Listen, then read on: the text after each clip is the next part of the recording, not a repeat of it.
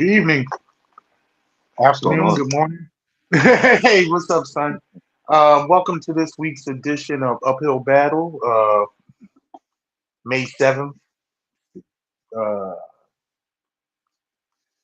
been a very interesting week. We got a lot of things to cover. This is a jam-packed 90 minutes of ranting and raving and trying to dissect politics in this place called America. Yeah, what's going on, son? How you feeling? Not much. Like you said, a lot going on. A lot happened this week. So I'm excited to get into it. All right, well let's get right to it. We can let's start off top. What's your introduction?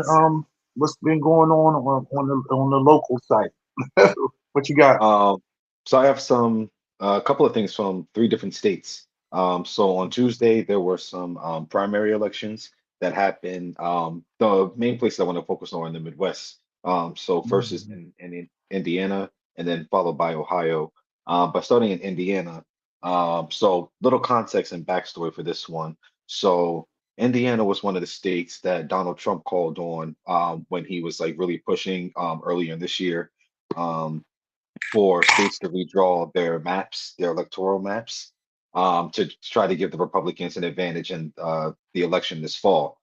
So this would have been a mid-census redrawing of maps, which does not occur. It usually does not occur.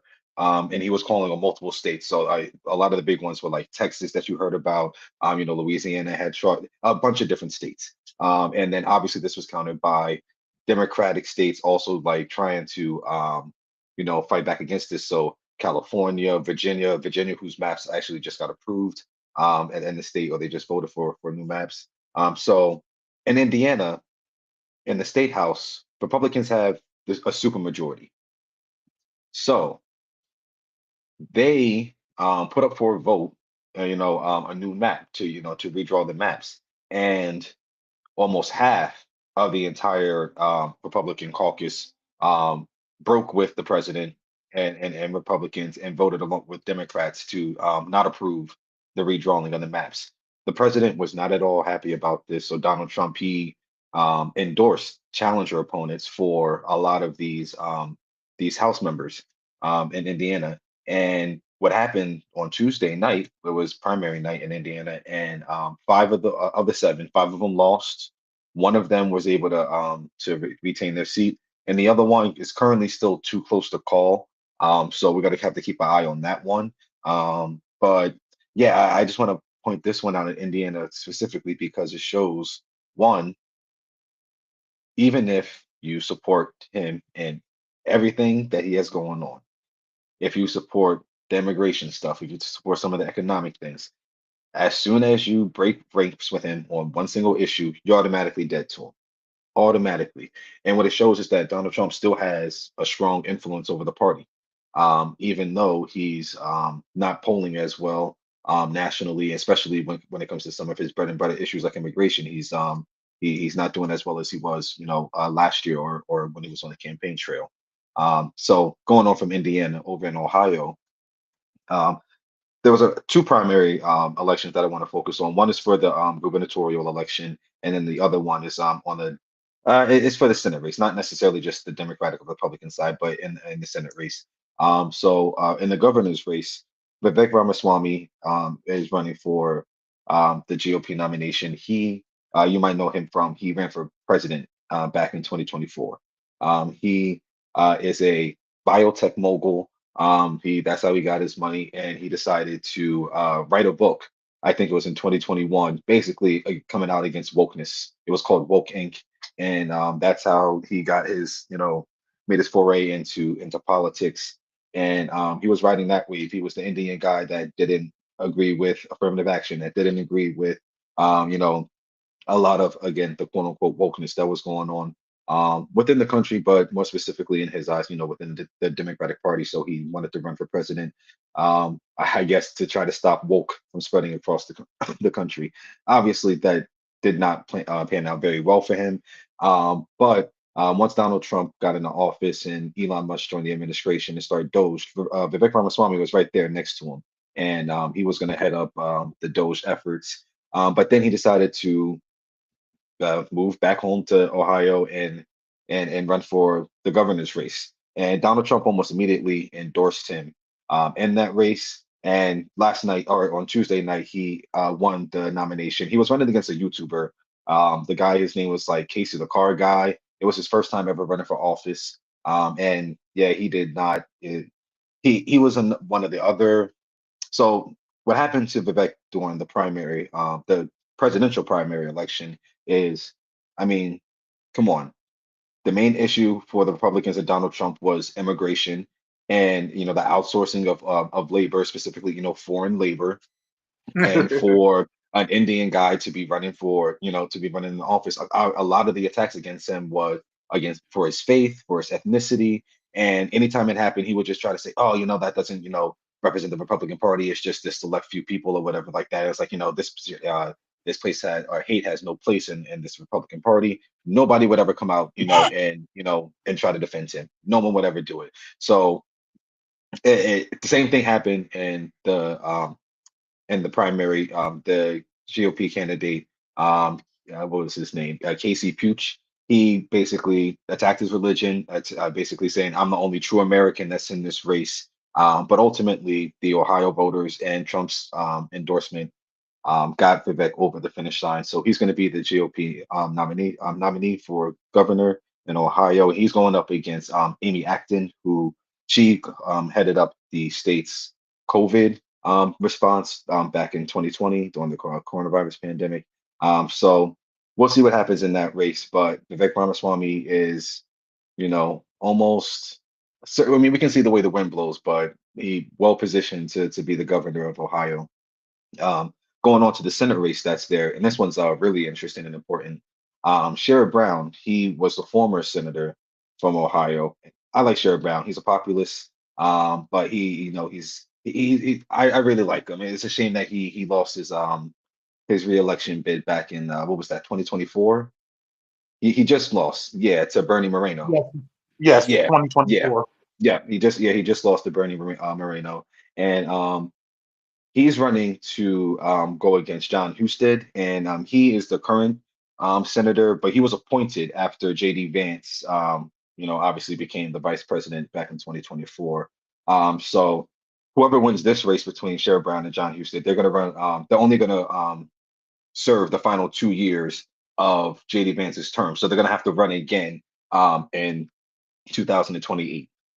So very interesting race. A lot of money is going into that race. Sherrod Brown already has amassed about $27 million on his own, and the Republican Senate Campaign Committee, they pledged about $80 million towards this race. So a lot of money is definitely going to go into the state because Sherrod Brown is one of the rare Democrats that could win in the state of Ohio in 2026. It used to be like a true swing state, but in the last couple of elections, it's just trending more and more in the Republican side. So if he's able to pull that out, that's going to be really good for the Democratic hopes of taking the Senate back um, in November.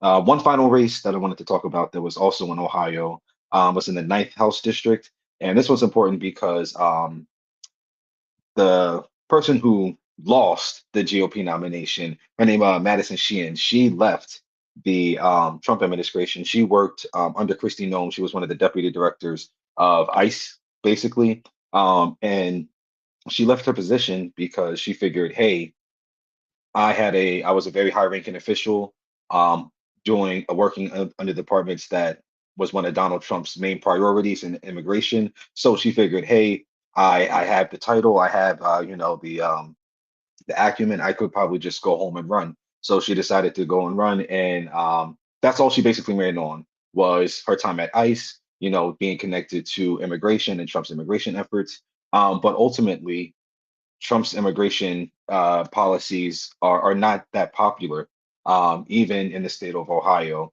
And she's running in a district that is currently held by a Democrat. And the Democrat that holds it is Representative Marcy Kaptur, and she is actually one of the longest serving women that's in the House, and she's been in that seat since 1983. So they're running in the GOP primary. They're running to try to unseat her, and she ended up losing the election. She lost to Derek Marin. He actually won the nomination 2 years ago and ran against Capter and lost. So he's just figuring, hey, we're going to run it back. So we'll see what happens there. But those are some races that I just wanted to highlight because again, it's very important for the the Democratic Party's chances of taking back the House and the Senate this fall. And then when it comes to the governor's race in Ohio, just interesting to see what's going on there. Yeah, I'm gonna add on a couple things to the what you were speaking about in those races. What you did actually cover that I want to hit on is with Ohio. Ohio used to be a true swing state. It used to be one of this like handful of 7 states that will go left or right. Um, and it was very pivotal when it came to national dominance when it comes to presidential elections. Hmm. But on the forefront and what the Democratic Party has lost sight on, and we'll get into that a little bit more as this evening goes on when it comes to state politics, local politics, and state politics is something that has been eroded over the last 30 years for the Democratic Party. And a refocusing of that has to be done. In the case of Vivek Ramaswamy, um, being brown and trying to align yourself with whiteness in the Midwest, and and even if you have a R next to your name, he basically won. I don't. I'm not going to use the fact that he won because of Trump. Um, what is it? Endorsement. People that Trump endorsed over the last 3 years, 3 to 4 years, even at the time when he wasn't in office, over 80% of those people lose, Hmm. even except if they're in a safe district. But when it comes to primaries, and he run these primary people, it's like against the seven. So 5 out of the 7 lost. It could be 6 out of the 7. That would be like 92%. Hmm. His endorsement is poison. They over the last year since he's taken office, over 30 elections,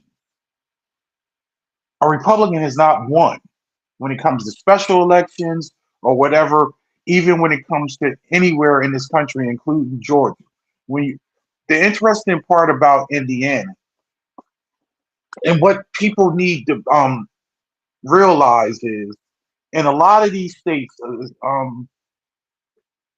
people are not willing to follow the lead because self-preservation is the first law of nature. Hmm. You may have went along because you are R and he is the leader of the party. But once these actual rollout and execution of these policies come in, they're very unpopular. And I can truly say this is what I believe. These people have to look their constituents in the eye. The difference between being a state representative and being national and Congress is you're always home. That as a state representative in Dallas, you know this. A lot of times the session is only in like maybe 60 days a year. Hmm. This is a part-time job for these people. These are regular businessmen. These are regular workers. They have to look these people in the eye on a daily basis. Yep. And you're basically truly, most of these representatives and delegates jobs, they pay you about $40,000 a year. 50. It's according to where you. I can Yeah. imagine in these smaller municipalities like Indiana. So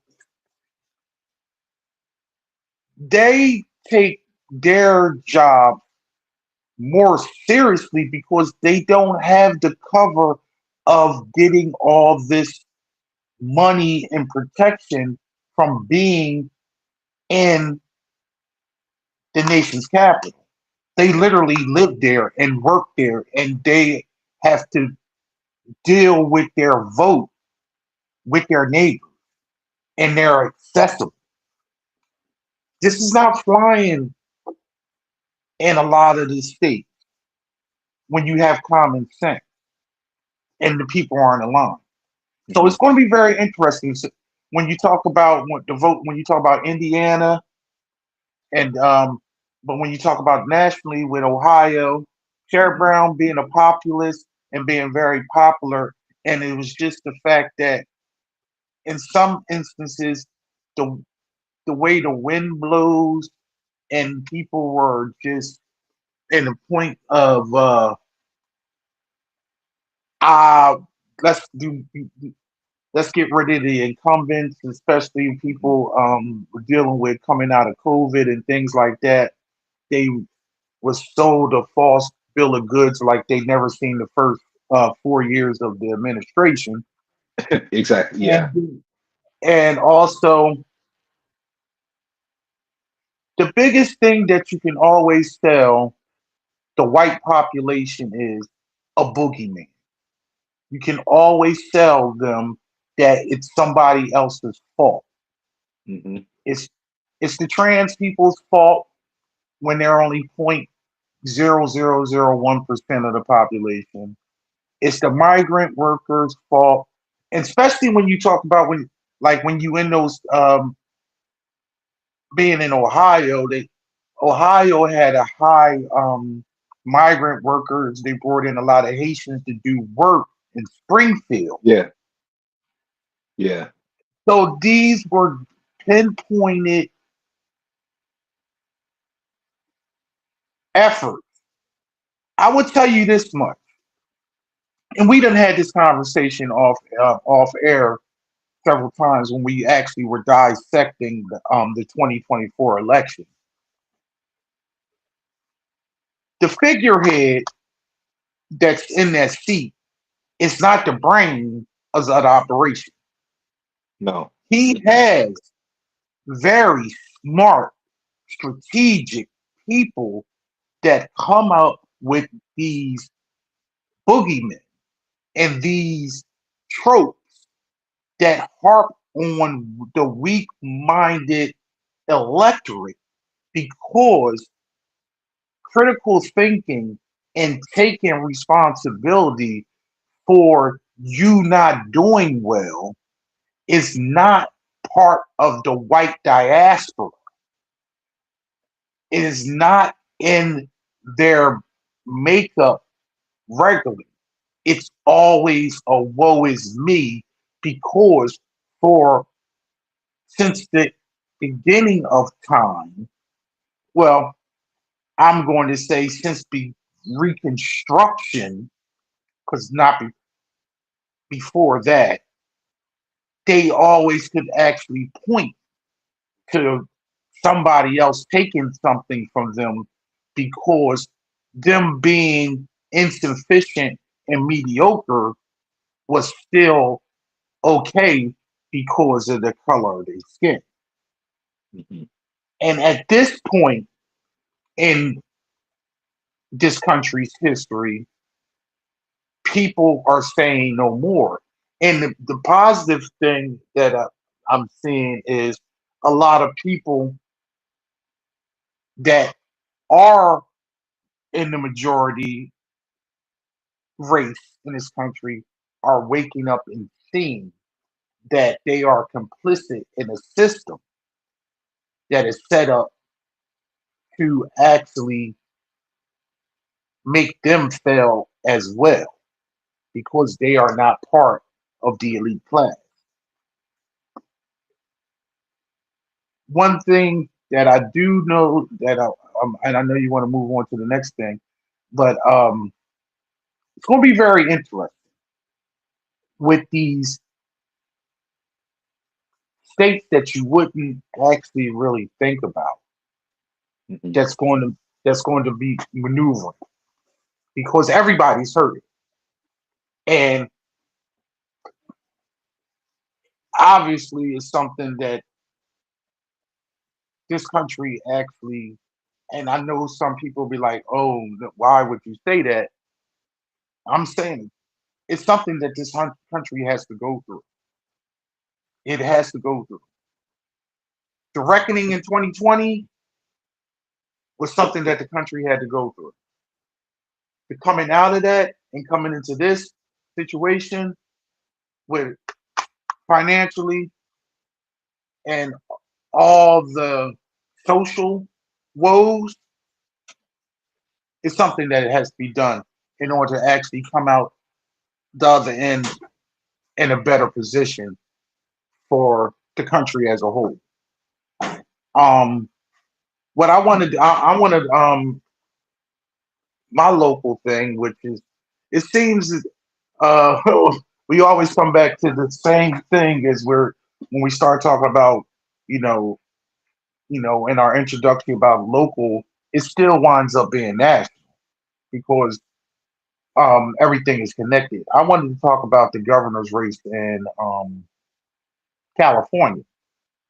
Thank you. California, California is has the seventh largest economy, not in the country, in the world. It's a very, very large state that has the most electoral votes. And Gavin Newsom, who's currently the governor, is term limited, so he cannot run. And they are now presently in a jungle, what is called a jungle primary. For us novices that are listening, a jungle primary is a system where as though everybody is in. There is no Democrat, is no Republican primary. It's anybody, everybody that's running are all in there, jungled up together. And at the end of the primary, after primary day, the top two vote getters are going to the general. So it could be two Democrats, two Republicans, two independent, one and one. It doesn't matter. The top two vote getters. Currently, now this is the contest where the former House um, representative, congressional representative Eric Swalwell, who resigned before because of unbeknown SA, you know, wrongdoing, and he dropped out of the race. He was actually the front runner. Hmm. Um, so right now, Katie Porter and who is currently, is she a representative or is she a senator now? No, because she had ran she ran for Senate She against Adam lost. Schiff, but she didn't, but yeah, she lost. She Yeah. lost. She's a former House member because whose district did she take over? I'm because in the early 2020s, she was a hot name. She was a hot name. I can't remember who she replaced. She replaced somebody popular, but she was more seemed like she was on the like progressive wing, like she was with AOC and Yeah. and Presley and Omar and Corey Bush. She was in that group. Um, Yeah. but it seems like to me the way she's been coming back now that she's running for governor, she seems like she done pivoted, which happens in a lot of these races when they go for higher office. Because one of the thing is you can be certain a lot of times with politicians when they live or they run in a certain district, they they feel the temperature of the district that they running in, so they actually talk that talk that's going to go over well in that specific district. But when you're talking about uh, going to try to covet the whole state of California and get a majority there, when we're talking about what, how many millions of people are in California? I should have looked that up. I mean, it has to be a I'm large sure one it's to get over 20. Yeah. to 20, 30 million people. Yeah. But anyway, but the right now who's getting steam out there is Tom Steyer, who is Mhm. a wait for it, wait for it, he's a billionaire. And but he's a billionaire who is calling for single payer health care, universal health care, and universal child care. And he believes that even though, as it said, the tax rate in California, and people bitch and complain about the tax rate in California are all the time, and it's majority of the time the rich people, because there's a lot of rich people. Of course. He says they should pay more money. He says I should pay more taxes to make life better for California. And I believe people like me should pay higher taxes. It's getting a lot of pushback. Um, but that's the platform he's running on. And he's getting a lot of movement. Um, Mhm. how say you? What do you think about that? No, yeah, I think well, one time star, he, like you mentioned, he is a billionaire, which is crazy because usually, the billionaires, they only care about themselves. They care about, just protecting their wealth and their money. So for him to come out and be like, no, like I want to be taxed, please, like tax me. He's like, it's funny because he got his money from he started a hedge fund out in San Francisco, and then he also funded a progressive political action committee. So it's like, yeah, he made his money in a what I believe is a dirty system, and then but is using it to, in part, fund some progressive candidates and stuff. And he ran for president. Also, was it 2020 or 2024? It was the 2020 cycle.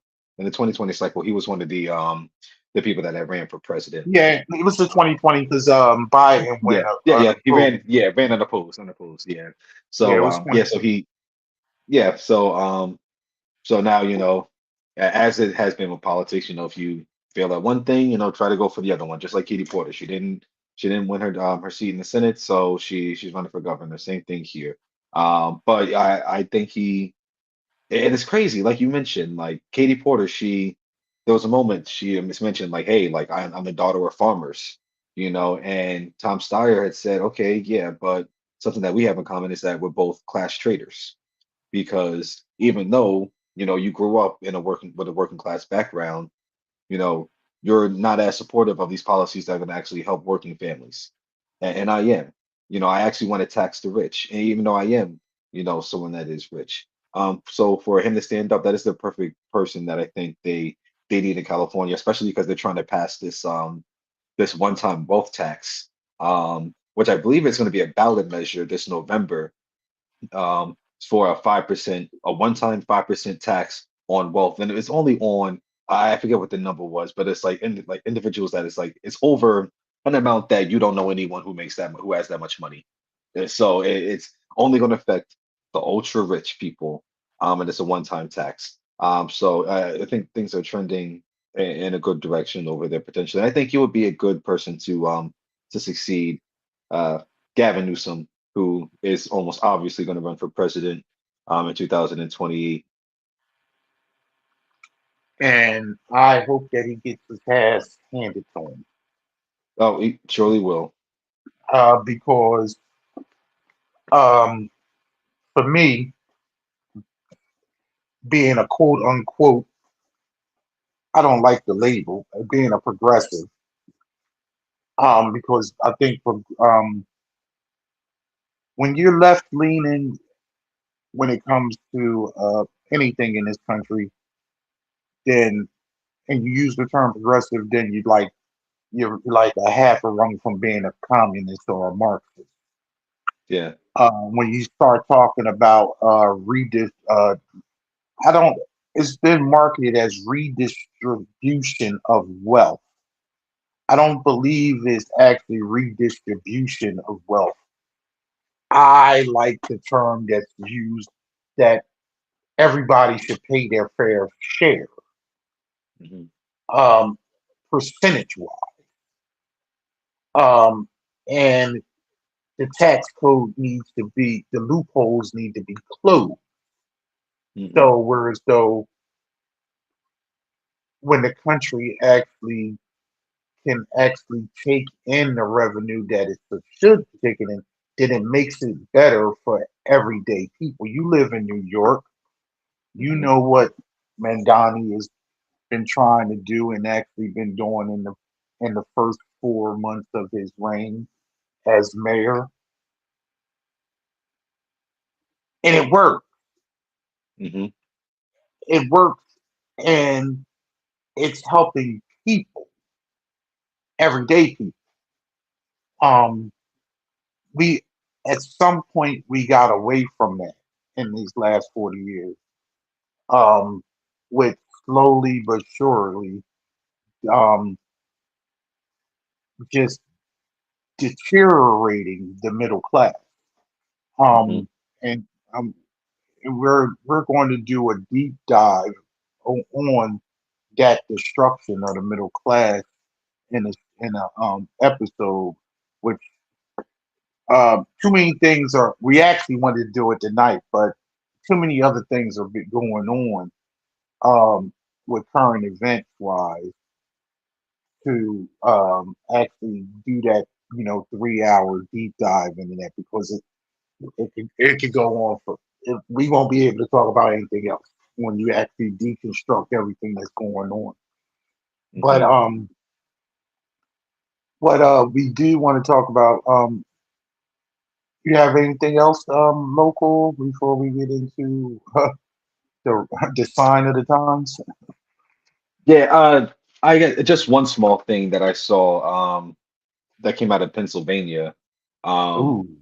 and yeah, and it's that so sometime last month, I think it was actually almost a year ago last month, so I think April of last year, the governor, Josh Shapiro, his private home, his residence, it was attacked. Somebody actually um I don't know if it was like a Molotov cocktail, whatever the case was, but they lit his house on fire in an attempt to assassinate him due to his views on the war in Gaza, basically. And Josh Shapiro, he is a Jewish man, but he is also a very public defender of Israel. He has taken money from AIPAC.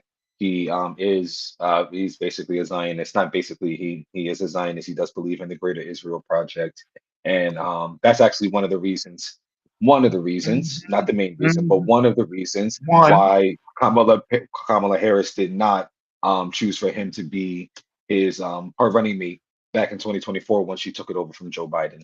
Um, but so his private residence was bombed or was set on fire. So he needed to do repairs. So he got his house repaired, and he is asking for the state to pay over $1 million for those repairs in his private residence. Don't they got something like called home insurance? Yeah, yeah, exactly. But I wanted to highlight this because, um, again, he's seeking for about $1 million of public money to pay for his private residence, in addition to the $40 million that they put to enhance security at the state-owned residence in Harrisburg, the state capital. So this is his private home. He's asking for public funds for his private home. The state treasurer, her name is Stacey Garrity. She said, "Hey, we do not have the legal authority to use public funds on your private home." Backstory for this one, and this one's going to be really funny. One, the Democratic nominee for state treasurer, who was running against Stacey Garrity, she strongly came out. Her name was I have it right here, Eric McClellan. She strongly came out against Josh Shapiro being um a potential pick for Kamala Harris. When very vocal about, hey, no, he's not going to be the right guy. You should not select him. So in order to, because of course he obviously was not selected. So in order to spite her, he went around to the unions in the state. One prominent one was one of the firefighters unions, and he said, "Hey, endorse Garrity. Don't endorse the Democrat and endorse the Republican." Fast forward now, the Republican Stacey Garrity, she is almost certain to be the GOP nominee for governor running against Josh Shapiro this fall. And Crummy. so they're seeing her, so her saying, "Hey, we're not going to give you these public funds for your private residence." They're saying this is political because she's going to basically be running against him in this election. So, and I just think it's funny on that end, and also in the sense that she's only in this position, her current position, because you got in your feelings and tried to spite your party. So clearly, you're not one of the vote blue no matter who people, even though that is who mostly establishment Democrats around this country are. Um, so I wanted to highlight that, but also something that came out of Pennsylvania from Josh Shapiro is and this is something that we kind of briefly touched on. I think it was last week. Um, John Fetterman, the senator from Pennsylvania, there are rumblings that they're tr they're trying to poke him, the GOP, they're trying to poke him to switch party affiliation, and they're saying even if you don't completely switch to being Republican, think about an independent bid. Switch to the independent party. And then there was reporting that came out that John Fetterman, he spends the majority of his time in the Senate where they're not on the floor and the Senate cloakroom. And what the cloakrooms are for both parties, both chambers or both parties in the Senate are basically just rooms that are only for the senators and for maybe like their high-ranking staff members. Yeah. So but it's just like it's free from the media, nothing like. And what they say is some of the older members of Congress or the Senate, which is the majority of them, they're all basically old. So like they go in there and take naps and they go in there and sleep because you're away from the media, you're away from other people, you're away from your staff. So that's where they go. He spends the majority of his time with the Republicans, not Yeah. with the Democrats.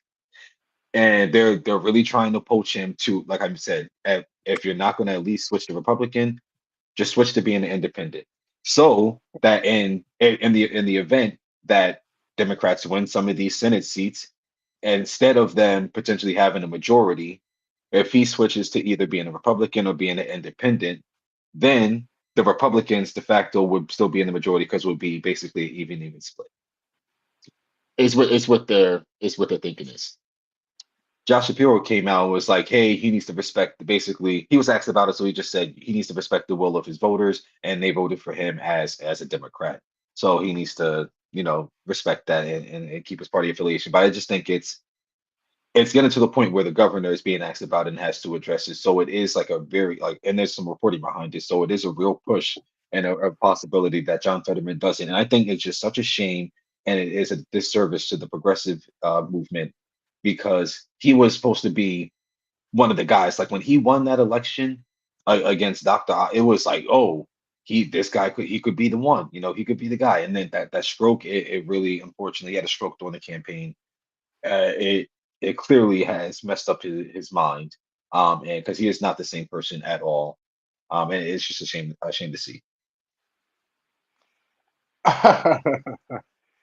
um, yeah, I've did some investigating and digging into that situation. And for understanding, if people have switched parties, this is not something that's out of the well, it's not ordinary, but it has happened even in Pennsylvania. People Yeah, may not. Arlen Specter, who was a Republican, actually wound up switching parties and became a Democrat in 2008. And a lot of times, and just in the couple years ago, uh, Joe Manchin and Kristen Sinema both switched from the Democratic Party and became independents. There are currently two independents in the Senate. Bernie Sanders and King, Angus King. Yeah. Avis King. But they caught this is the thing. If you're independent, you still have to caucus with either the Democrats or the Republicans. They choose the caucus with the Democrats. So and they are strong Democratic vote. Hmm. The issue with Fetterman, and I'm going to say this right, Fetterman needs to be primary. I believe, and you're totally correct, he was very progressive for the times Hmm. when he ran. But it seems as though, I don't know if it's because of the stroke and his health issues, or maybe it had something to do with his mindset or whatever. But he does vote with the Democrats 93% of the time. Hmm. But it's just the big thing that he is for the war. Hmm. And he has voted for nominees that could have been, he could have blocked the plumber that's in charge of DHS now. Hmm. He wasn't going to make it out of committee Yeah. because Rand Paul ran voted against him, and he didn't have enough votes, and Fetterman voted for him, so he can actually move to a floor vote with the full Senate. So Hmm. 93% of the time, but it's the 7% that kind of screws up the reality of the world. I truly believe he needs to be primary, and that's why we spoke off air about this several weeks ago. If the Democrats were to, and it's a possibility for them to take the Senate, they would actually need to hold theirs and get 4 seats. Hmm. But I'm actually eyeing 6. There's 6 strong possibilities. Um, and North Carolina, Ohio, Hmm. Iowa, um, Alaska, uh, shoot, Maine. possibly Maine, Yeah. and possibly Nebraska. Nobody's talking about Kentucky though, because uh, the Angel of Death is retiring. Mitch McConnell. No Yes. one's talking. No one's talking about Kentucky, and I want people to pay attention to these races. And if you're in these states, to focus on these races because people are hurting everywhere around. Hmm. And these people with those R's in front of their names are responsible. Pay attention to how your representative and your state senator, not your state senator, your U.S. senator is actually voting on these pocketbook issues. And if you Hmm. are not a racist, because I'm going to call it out the way it is, you people that actually vote for these monsters just want people that don't look like you to suffer, even if it's against your best interest. And that's the true bootlicking and systematic, um, you know, tabulation that these people in power use. You are sympathetic to them because they may be, y'all share the same religion, y'all share the same color of skin, and it's been drawn out in this country for years Hmm. I'm okay with doing bad as long as those black folk and those gay folk and those brown folk, they don't get nothing. Hmm. Racism is won time and time again. Um, I find it's funny with Pennsylvania. Dallas, you know what the minimum wage in the Commonwealth of Pennsylvania is? I don't know. I'm gonna guess. Is it 1050? You was close, son. You're only $3.25 off. Dang. It's The still Commonwealth of 725. Pennsylvania is still 725. It's one of the few northern. I was blown out of the world. Uh, we're from New Jersey, right next to Philly. Dallas lives in New York. I live in Delaware, so we're still in this tri-state area. Whereas though minimum wage in Delaware now is $15 an hour.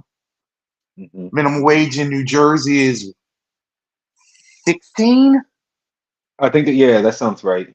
about It is 16, and yeah, minimum wage in New York is what, 17.50, 17. 18? It's What is it? 17. It's 17 currently. It's going up. They're also doing a tier system, so like 50 cents a year. So it's And 17. it's Correct. higher in New York City, correct? Now I'm talking about the state of New York. Oh, that I think the state is 15. New York City is 17. Okay, right. Yeah. But it's almost Pennsylvania is almost $10 less.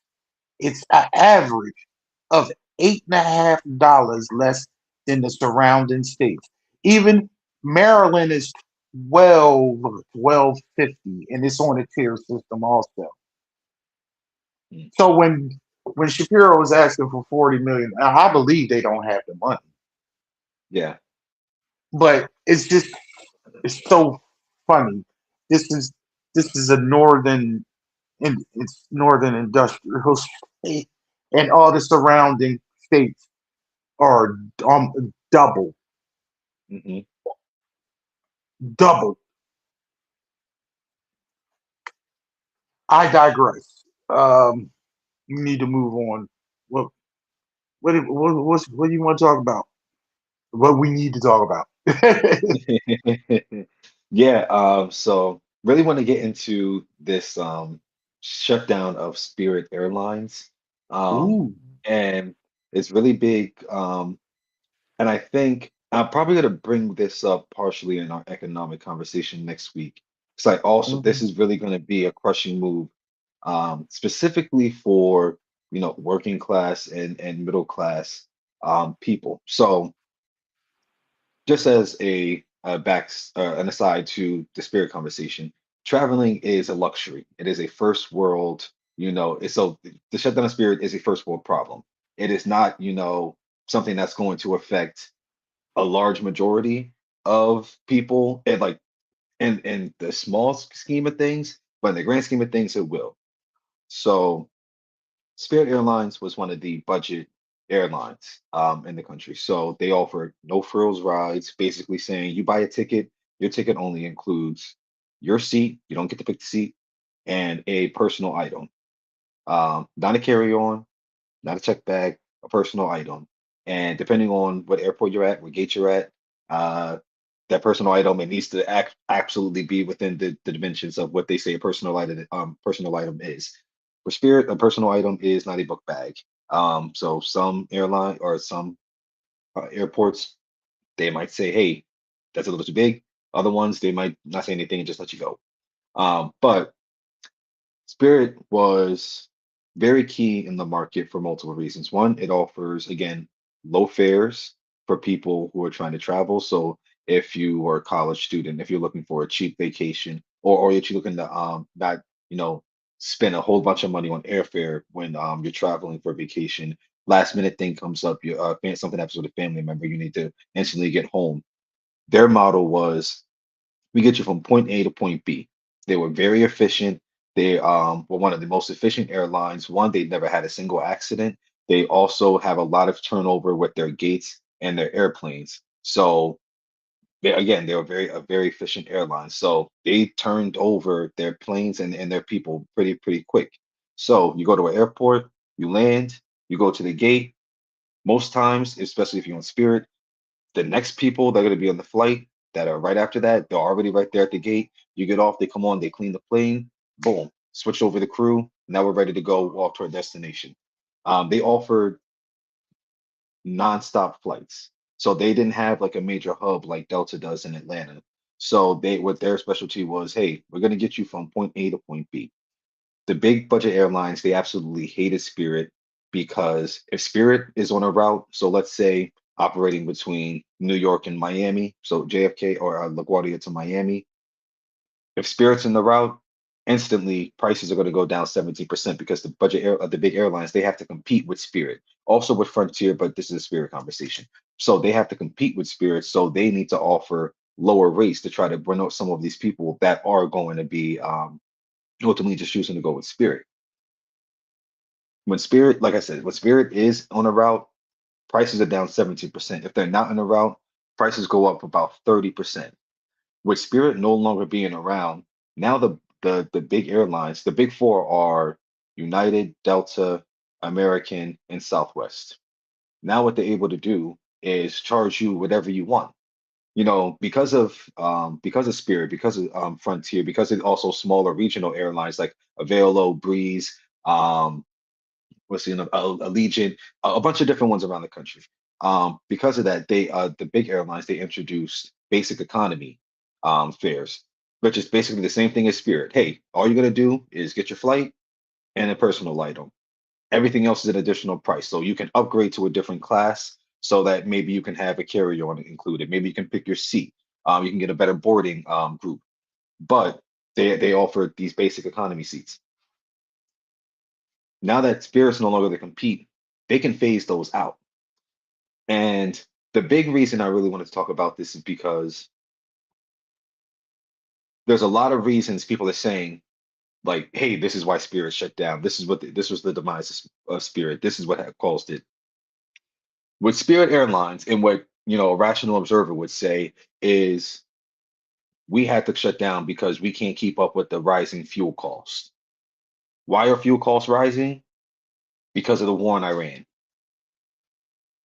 So since the war in Iran started, jet fuel has almost doubled in price, and jet fuel accounts for between 20 and 30% of operating costs for airlines. If you're American, if you're Delta, if you're Southwest, if you're United, you can bear those higher operating costs because you have things like loyalty programs. You have people that you know are going to fly with you. You're charging extra for like between your baggage, between the flights, between upgraded classes and within your fares. You can afford that. Spirit Airlines, Frontier, Allegiant, the smaller regional ones, Allegiant, Breeze, Avelo, they're not going to be able to keep up with that kind of money. So actually, the low budget airline sector, they went to the Trump administration and said, hey, like we need a $2.5 billion like relief package. Like we're struggling and like we need some kind of money for the help from the government because we're at risk of shutting down. So while we're talking about Spirit Airlines, Frontier could be next. Avelo could be next. These smaller regional budget airlines, they could be next as well. And part of the reason that the Trump administration did not give them this money is that the big airlines lobbied against it. They didn't want the Trump administration to bail them out because again, it's competition. So that's what they see it as. So ultimately, Spirit Airlines, they shut down, hundreds of flights canceled, and they shut down overnight. The news came out that hey, they're going to be winding down, and then they just said, heck, actually, we're just ceasing all operations completely. So there were pilots who were getting ready to retire that found out mid-air that that was going to be their last flight.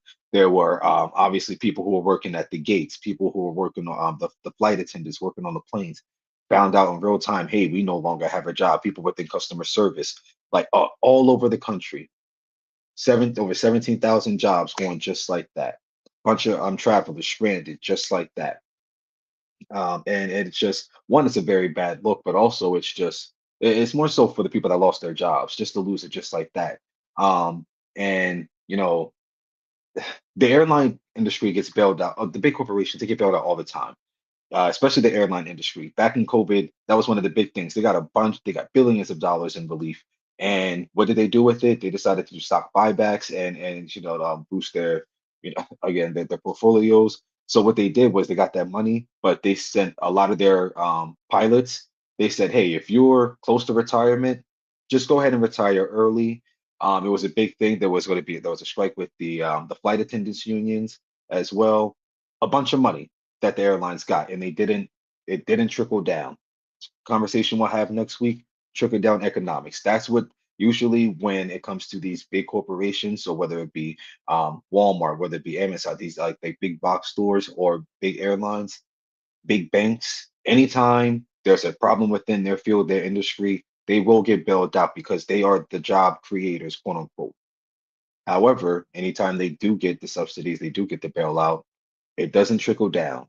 They use it for themselves. CEOs get bonuses, boards get more money. That's how that usually works. So again, high fuel costs are the reason Spirit shut down. But if you ask the Trump administration, the Transportation Secretary Sean Duffy, he's blaming the Biden administration for the reason that Spirit Airlines shut down. And the reason is under the Biden administration, Spirit Airlines was going to merge with JetBlue. Backstory: right before that, the announcement that came out that JetBlue was trying to buy Spirit, Spirit was in the negotiations to merge with Frontier. Frontier, Spirit, budget airlines. The thing with Frontier and Spirit that would have made the deal work is that Frontier doesn't operate in a lot of the same routes that Spirit does. There's not a lot of overlap between those budget airline routes. So by merging, it just would have basically expanded the Spirit model. So there would have been more flights around the country for that were more affordable for people. JetBlue got wind of this and said, "Oh no, you know what? We're going to try to swoop in." So they offered much more in cash, like upfront. Hey, we would give you this plus anything on the back end. They came up with a much better offer, and obviously, Spirit said, "Oh, you know what? We'll take that." But the thing is, it was illegal. It was going to be illegal. And even Spirit themselves, the CEO and the presentation that they put together for the shareholders said, "Hey, you know what? The merger is most likely not going to go through because there's some antitrust concerns that exist here. Why? Because JetBlue and Spirit they do operate in a lot of the same routes. So by merging, what it's really going to do is just say, hey, nah, Spirit, we're going to basically get you out of here. These are not going to be JetBlue flights. And what JetBlue came out and said they're going to do, they were going to start ripping out seats from Spirit. So Spirit's first class is like the big front seat. There were going to be more of those. They're going to be less economic, like basic seats. And then they were also going to raise prices over 40%, completely wrecking the Spirit model. And the CEO went to the shareholders and said, "Hey, please do not do not accept this. Like, please try to reject this, vote against it." But obviously, the shareholders they're worried about one thing, and that's money. So they went with that anyway, and they approved basically internally the merger with JetBlue. Joe Biden's Justice Department, the antitrust agency specifically, came in and said, "No, you cannot do that," and they killed the merger. So basically the argument by the Trump administration is because stepped in and stopped the market from doing what the market wanted to do. Now Spirit Airlines failed, and if we just allowed the merger to go through, then they would have had the money to let it happen. But that wouldn't have happened at all. And final thing, one of the reasons that the shareholders ultimately voted for it, even though basically would have ended the merger with JetBlue, even though it would have ended basically the Spirit model, they figured they would get more money liquidating their assets. So airlines they own the gates at the airports, so they're able to control the flights and the routes that are going in and out of these airports. So they figured they're going to make more money selling these gates to other airlines, and basically selling like the planes and all the branding, everything like that. They're gonna make more money doing that than they would if they continued to operate and if they were to get bailed out by the government. So here we are in the situation where now there is less affordable airline travel in the country. And again, like I said, it's a first world issue because most people do not get on planes every single year to travel. It is something if you know, hey, like you have a vacation, something last minute happened with family, you need to go somewhere, you're traveling for school, you're traveling for work. But it's just becoming much harder. Which again, when the cost of everything is going up, just the cost, if you say the cost of living, but the cost of existence, the cost of literally everything is going up. Just to hear that the one or one of the methods of, inexpensive travel is, being stripped away, thousands of jobs being stripped away. It's a troubling sign, especially because it's due to this war in Iran, which he was the no war guy. He was the peace president. And here we are in this situation, and now the airlines are in more control than they had been. And that's just the story of the economy right now. To piggyback off that, um, 17,000 people out of job. And they got the message, as you stated, they got the message just like we got the message online. Hmm. Um, and a lot of these people were working, they were in the air, they turned on their phones, and this is the information they got. That I seen where as though one flight attendant set their alarm for 3 a.m., Hmm. got up and looked on the website and seen everything was just basically closed, blacked out, nothing. It was dead. Hmm. I had to explain, I had to explain to my girlfriend because I went through the whole JetBlue merger and things like that, and she asked her why didn't they do it, and I explained to her. I said it was two reasons. You did a better detailed deep dive and explained it than I. But for me, I explained to her, and this is part of the reason: the free market. Hmm. Um, but what I was explaining to her, I said, no, just like you said, by combining with JetBlue, prices would have rose. And the fact that they did, like you said, overlap, I said, people still would have lost their job. Hmm. And I said, because what happens was, and again, first world problem, and who really gives a shit about executives? Hmm. But you don't need two CEOs. You don't need two boards. This is the issue with the conglomerates when it comes to media. When you know when Warner Discovery bought Paramount and Skydance and things like that. So, but those people that work as assistants and people that work in these offices, how many? And then when you talk about overlap, when it's overlap, you still talking about flight attendants and mechanics and pilots losing their job. Hmm. And again, what I was explaining, which you explained very well, then the model goes away. There is no more basic economy model because they have almost, of course, not a true blue, but now we're talking about now they are a major one of the big four. They become a big five, and they can actually um, add these flights and make them more, more unaffordable and do more, have more bigger seats in first class and more a business class and get away from the economy model. So we have antitrust laws in this country, and this is the issue where as though the Biden Department of Justice, which is different from the Department of Justice that we have now, Hmm. actually did their job and actually blocked these things.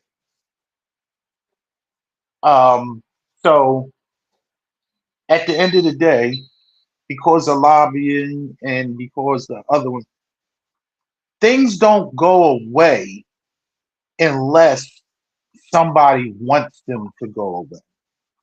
Hmm. And the government actually has to be on board with these things going away. You bailed out Wall Street.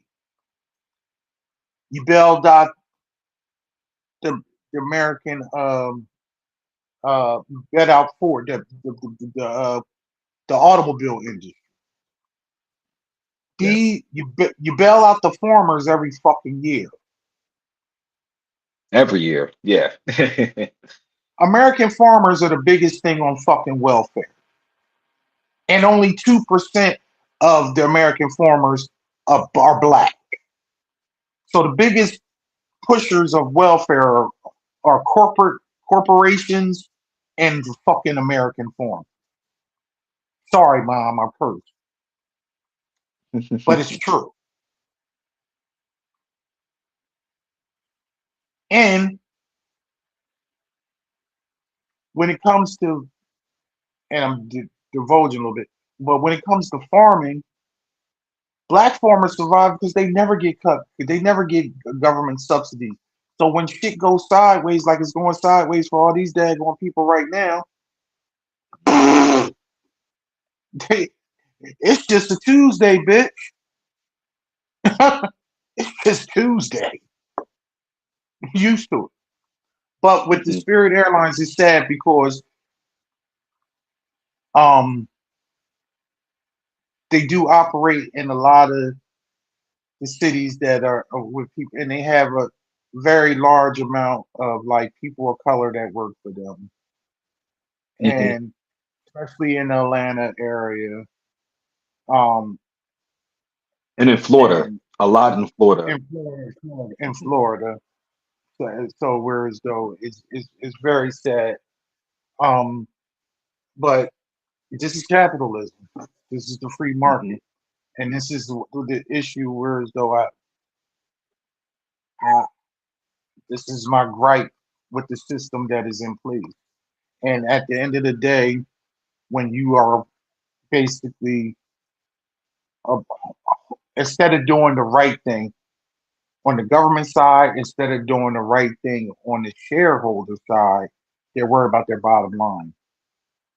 People are expendable. Let's liquidate this thing and get our money. The same thing when you talk about buybacks and Hmm. things of that nature, which 20 years ago was illegal. So these are all things that we're going to cover next week in our deep dive of disruption of the middle class and the economic policies that have Hmm. been in place for, since um, 1980 that has put us in this place. One of we're coming down to the end of our show, but what we need to focus on for the rest of this telecast is the elephant in the room. That's a big ass fucking elephant too. Yeah. Uh, the destruction of the voter section 2 of the Voters' Rights Act. I'm pretty sure if you haven't been sleeping over underneath a rock, and even if you are not politically engaged, you've heard tell of the destruction, the Supreme Court decision in Louisiana versus Calais that basically stated Judge Justice Alito wrote the majority stating that um, racism is over, pretty Hmm. much. Um, you can't draw lines based on. race. It's insignificant. Basically, what has happened is And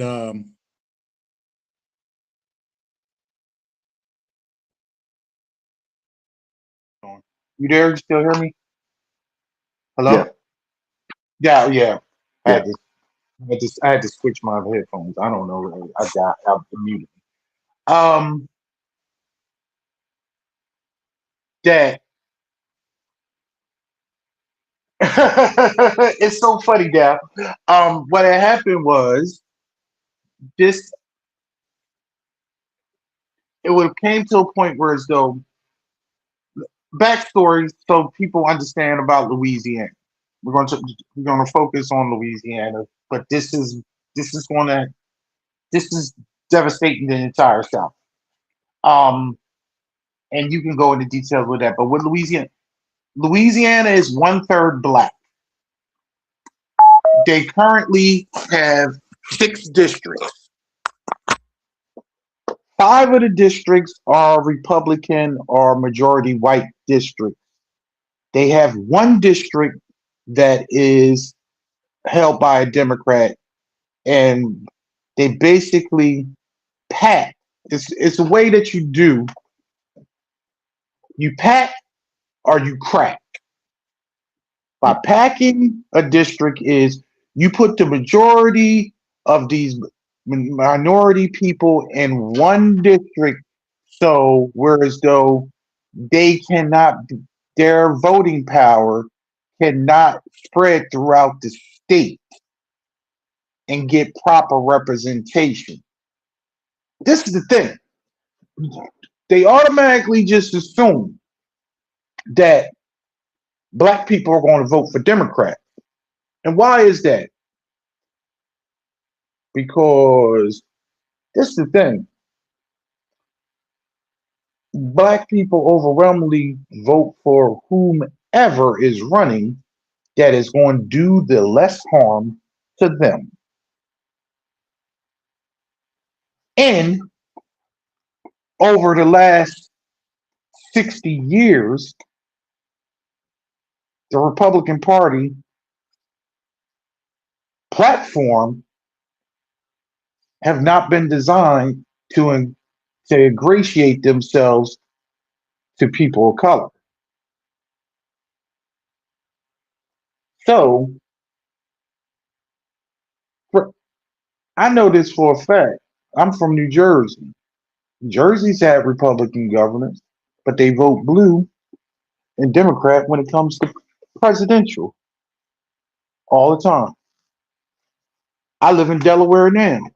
Delaware is a blue state, but had Republican governors because they were moderate and they did things that their policies were aligned with what did the least harm when it came to black folk.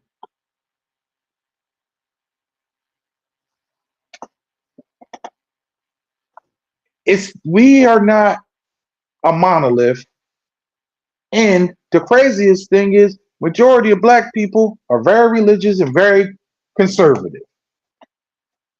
I'm not either one of them, but I'm the minority, even in the minority of my people. So this concept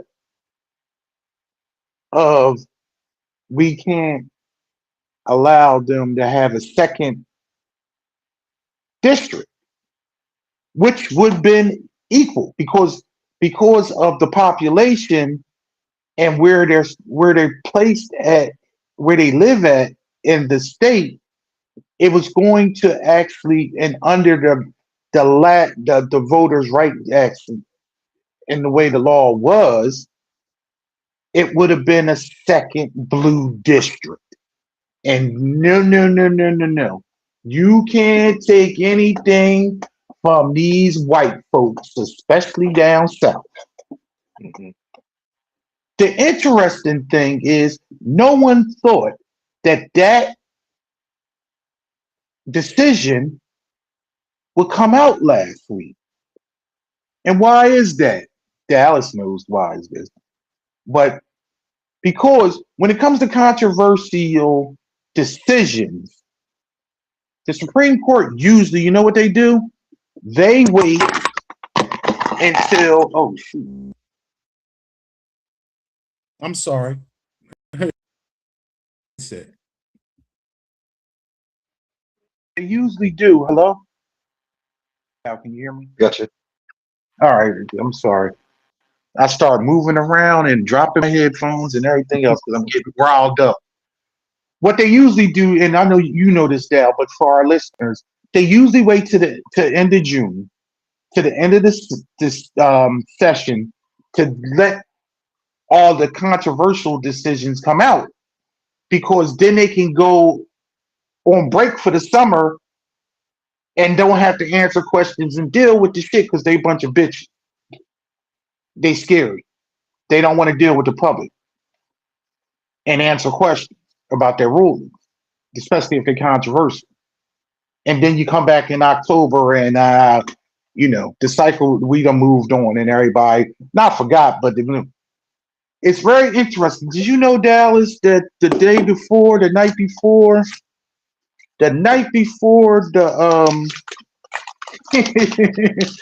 before that ruling came down, that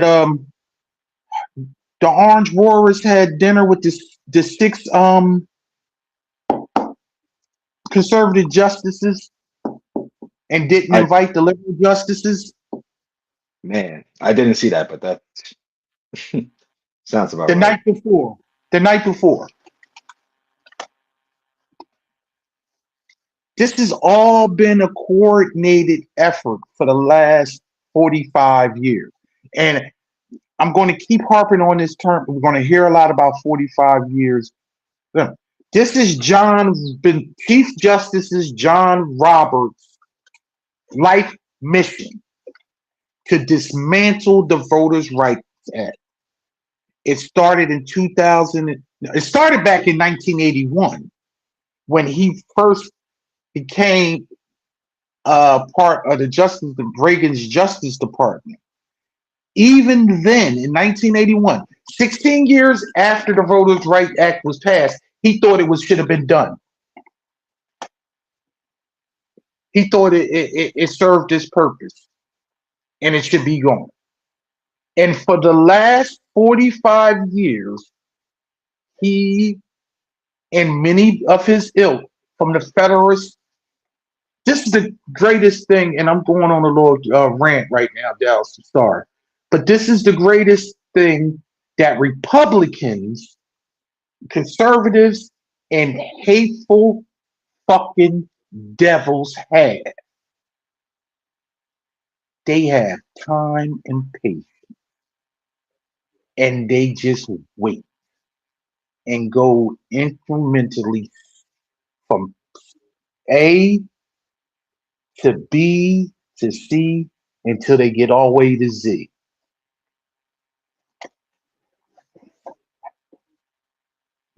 Get judges in place throughout the country. Take over state houses, local municipalities, school boards. This has been a coordinated effort across the country for 45 years. It took them 50 years to overturn Roe. It was a coordinated effort for 50 years. Little chinks from A to B, always to Z.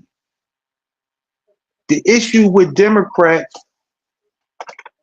is they worry about the fight for the day. They worry about the issue of the day. They try to win the battle for today, but they don't play to win the war. The long game.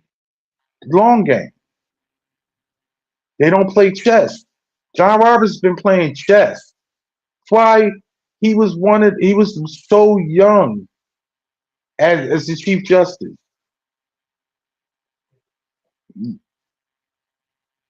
And had his every person that's on that sixth side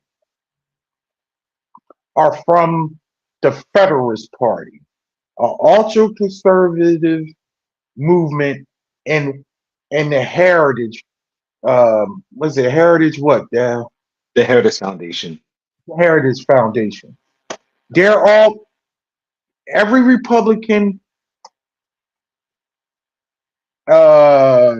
president has taken their recommendations on who they should put on the court when a court spot opens up, because this is what they wanted. This is what they've been working on. The reauthorization of the Voters' Rights Act in 2006 was unanimously ratified in the House and the Senate. Those people can't agree on the time of day. But 20 years ago, they reauthorized these with no problem.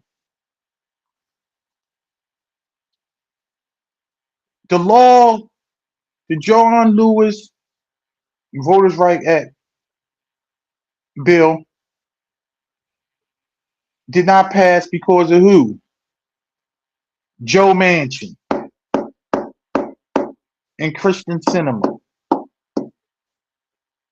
The Freedom of Vote Act, whereas though it would have made it whereas though gerrymandering in the nation would be illegal and it would be nonpartisan.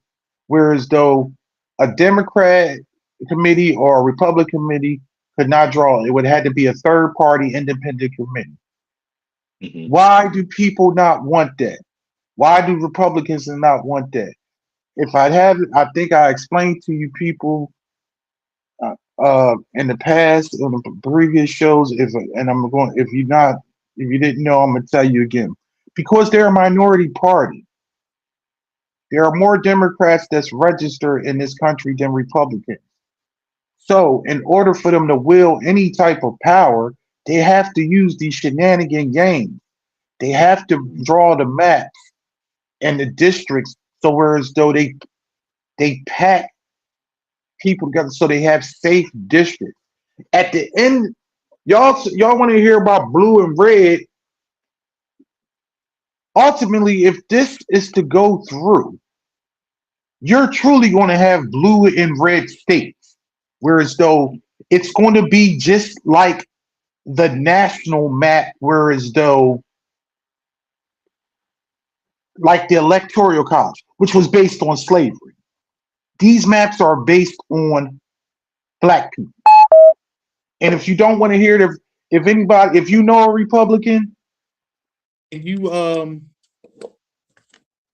true Republicans are racist. And you may say if you have friends or this, that, and other. I'm talking about the party itself. The party itself is based on racism. And these maps are based on taking away black people's power. And at the end of the day, we are the lab rats. Nothing stops with us. And you people in this country are seeing that now. It starts with us and then it comes to everybody else. That's true blue. Mhm. Why are black people not out here marching and screaming and hollering? We told you. Black people told you when y'all voted for that 34 count felon, we done. All because you didn't want a black woman. Kamala Harris told y'all all this. And all of it came to fruition. And the bottom line is And I'm sure, Dallas, you can say the same thing. I agree with a lot of her policies. Guess what? Black people vote based on less harm. But guess what? Who feeling the harm? Everybody. Mhm. Y'all out here talk about no kings. Y'all out here protesting, and y'all should have at it. You should. Y'all infighting, having this is white people's problem. I don't have a problem with talking about race. Because the fact of the matter is, y'all got a problem talking about race. Y'all want to talk about class. Fuck that. Because y'all want to deal with the race factor. But a lot of y'all waking up and saying, because they treat y'all just like they always treated us. And we told you at a certain point they're going to come for y'all. DEI wasn't for us. DEI was handed out for majority of the time it was white women that got the most out of DEI. If I'm lying, I'm crying. And I ain't crying for shit.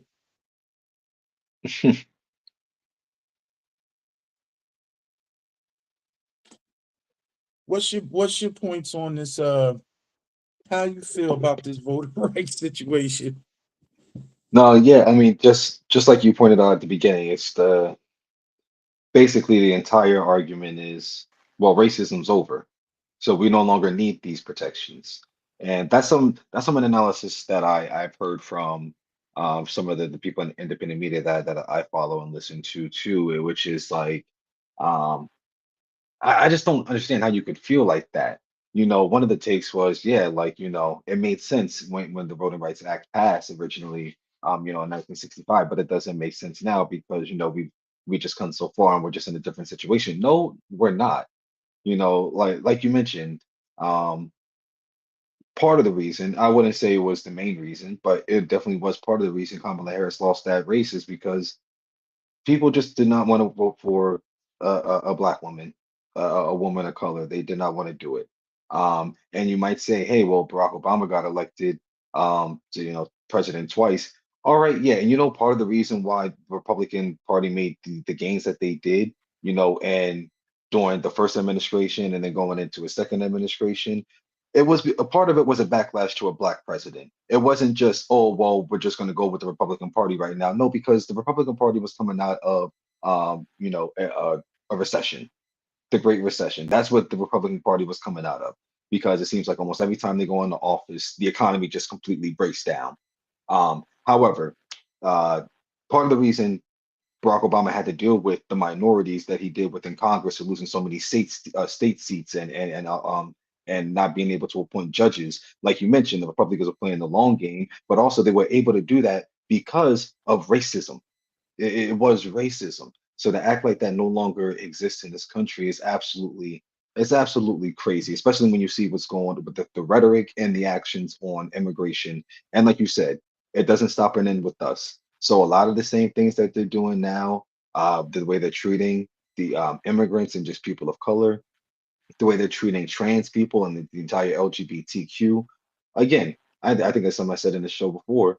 Um, we had the bathroom conversation. It was us that had the bathroom conversation years ago. This is for colored people. This is for white people. Now it's you're trans, so you got to use this bathroom, or you can't use this bathroom. It's just changing. Like it's just changing the boogeyman. It's always got to be somebody else. And you know why? Because when they can't do anything about the economic thing, all they have to fall back on is social issues. Like you mentioned, they do not have a winning economic message. And it's crazy because the logic or the thinking is, oh, well, the Republican Party is better on the economy. What has shown you that? What has shown you that? Why? Because they present as being more business friendly. The Democratic Party, as currently constructed, is also very business friendly. But the Republican Party, why? Because they come out and they're fully like, no, we don't want the government involved at all. Is that why? So you think it gives people more of a chance to become rich and millionaires and billionaires and try to succeed in this economy? No, it doesn't work like that. Um, So that's how I feel about it. So obviously, racism isn't over, and like I mentioned, when we had talked about it last week when it first came out, the biggest piece in that is like you need to prove intent that you're intending, to like and drawing your maps or whatever the case is. Like we're intending to exclude or we're intending to distort the minority vote in this district or in this state. No one is going to put that in writing. They're not going to do that. That's the thing with something else that's also going on with Israel's war in Gaza. Part of the thing with genocide claims. So when you try to go to the International Criminal Court with claims, is you need to prove intent that they intended to come into this place and cause mass destruction and harm. They intended to kill this population, excuse me, this population of people. Even if multiple countries sign on and say, hey, we think they're doing this, ultimately, because there's nothing in writing that explicitly says we are dropping these bombs on this land to try to kill all the Palestinians. They're saying, oh, we're going after Hamas tunnels. We're Come going after terrorist infrastructure. That's what the coasting it in. It's saying no, we're not intending to kill innocent civilians. We're not intending to kill children. It's just a byproduct of what we're doing, trying to go after Hamas. That's the same thing here. You can't prove intent. You're not going to be able to prove intent.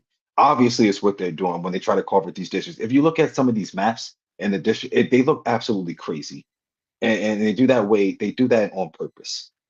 And like you mentioned, in terms of, I actually saw the polling on the gerrymandering issue.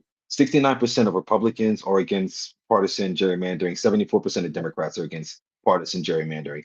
That's not elected officials. So the voters, in theory, are against it. However, once that specifically for the Republicans, once the party presents it, say, hey, no, we're going to do this and it's going to help us, then maybe views on it they change a little bit. But also, who's a single issue voter on gerrymandering? No one. If anything, it's going to be in the Democratic Party. It's not going to be in the Republican Party. So, um, what states are now doing coming out of this ruling from Louisiana, and most of them are southern states. What All they're of now them are. doing is, yeah, what they're Yep. now doing is they're carving up their minority majority districts. So specifically, Tennessee, Alabama, and South Carolina were some of the ones I just saw when I knew we were to talk about this today. In Tennessee, Mhm. in particular, they only have one district that is held by a Democrat, and they're already in plans. I think this ruling just dropped. What was it, April 29th? So it's been just a little over a week, and already all these states are coming out with different plans on basically carving up these minority majority districts. And it's not, regardless of what happens, it could have some effect on the 2026 election, but most likely it won't. It's really going to be in 2028, and Big that's time in again, that's 2030. yeah, exactly. So it's going to be again looking ahead in these other elections, but just like you mentioned, they're playing the long game, just like they always are. So even if it doesn't do much in 2026, except for mess with the psyche and the minds of people that actually pay attention to these kind of things, this is for future elections as well. And after this ruling, Donald Trump came out and basically demanded that states do something about it. He basically said, "Hey, like you need to follow SCOTUS's ruling, and you need to redraw these maps, and basically make it fair, even though obviously it's not going to be fair." And but a byproduct of this is that the states are basically choosing voters. Voters aren't going to be choosing their representatives. The party, basically the Republican Party, who hold the state legislatures in a lot of these states, are going to be doing these redistricting. Um, but they're going to be doing is just choosing which voters are going to be in their thing. Like in Tennessee, some of the plans included like a district that was like 200 miles like across, and it looked like all weird and crazy.